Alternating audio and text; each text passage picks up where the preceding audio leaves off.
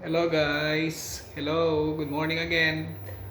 Meron tayong uling pangalawang bagong pasok na magpapaayos ng computer naman to. Kaya lang medyo luma na rin na Apple desktop. So tingnan natin kung ano yung problema. So ito, turn on natin.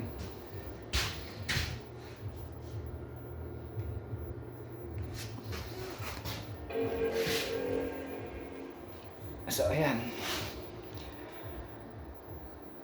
So nagpa-power on naman itong unit, kaya lang ikot lang ng ikot yung kanyang cursor. Papakita naman yung logo ng Apple.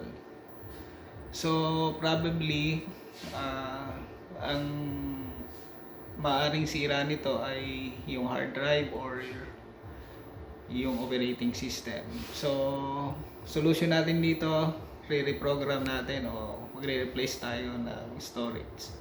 Okay guys, thank you. Bye-bye.